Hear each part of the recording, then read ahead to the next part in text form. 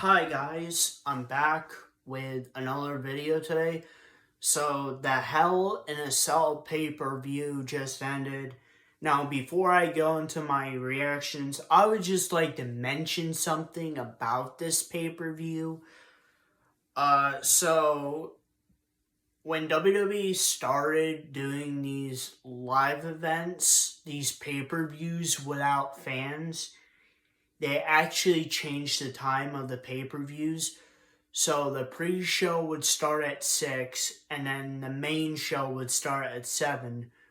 Well, WWE has returned back to the old time they used to do their pay-per-views. So pre-shows start at 7, and the main show starts at 8 p.m.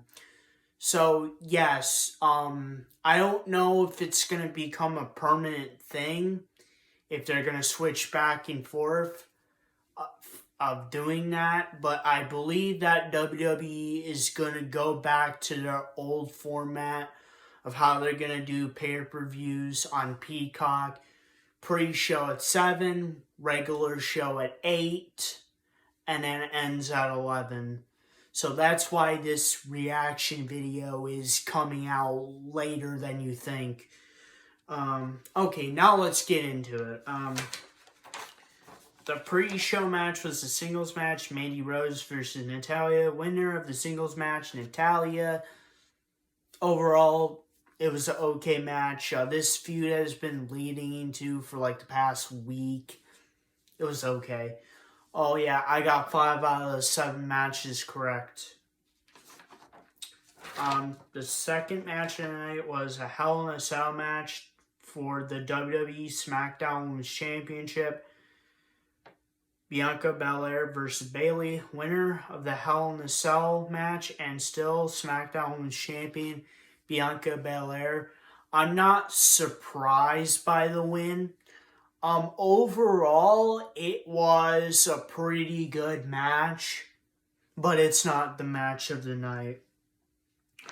The third match of the night is a singles match, Cesaro versus Seth Rollins. Winner of the singles match, Seth Rollins. So this is the first match I got wrong. I said in my predictions video that there was a rumor going out there that Cesaro would win this match. And then Seth Rollins would turn face and apologize and have a feud with Roman Reigns. But that doesn't look like to be happening. Like I said in my predictions, it's just a rumor. WWE changes things all the time, so it might not be true. But I believe it's still true, though.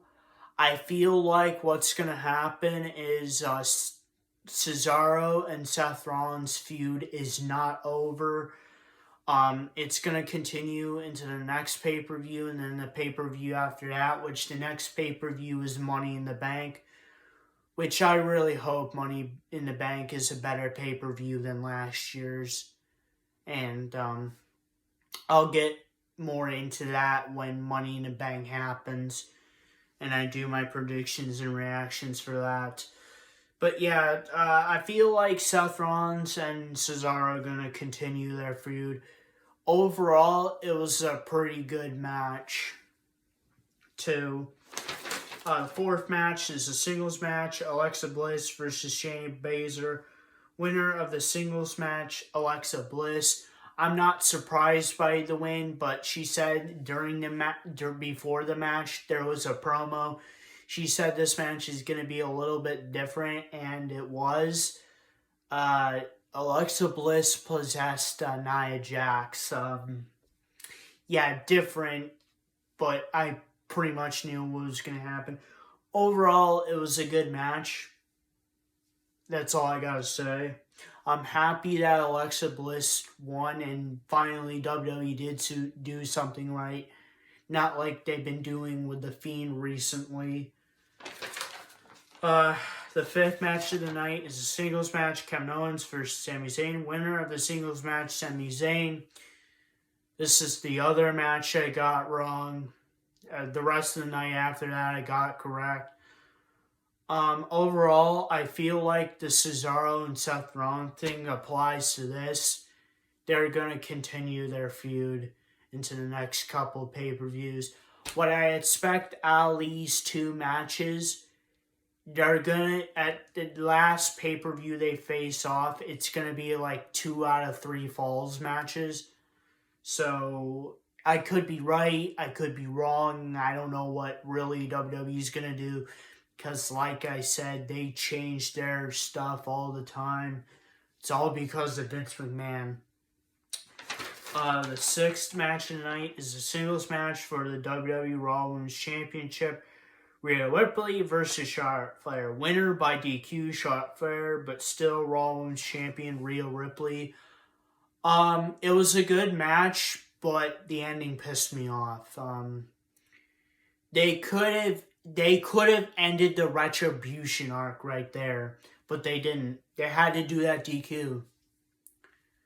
So, Rhea Ripley truly didn't win. She's still champion, but she truly didn't win.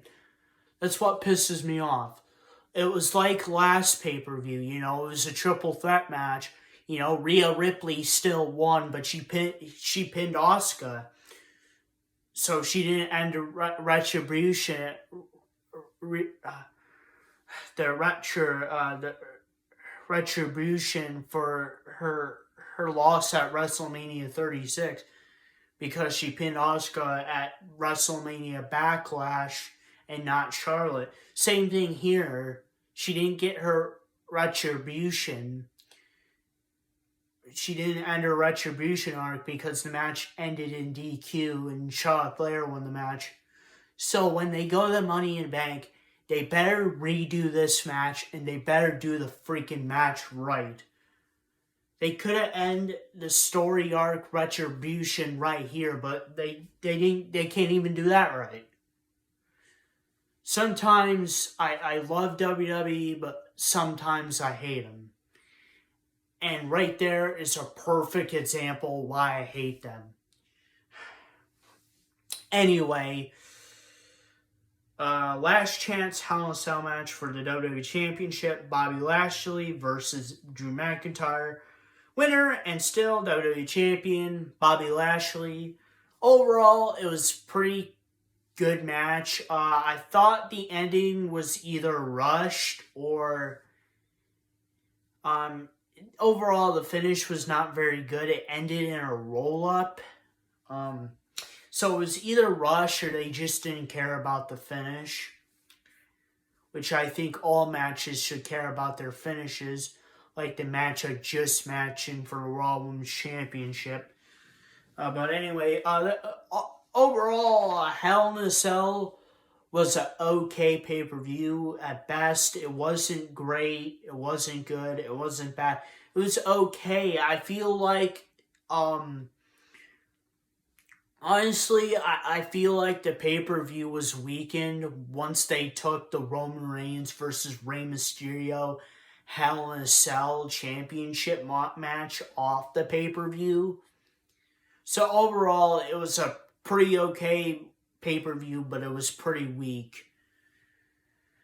What was the match of the night? The match of the night was probably the main event.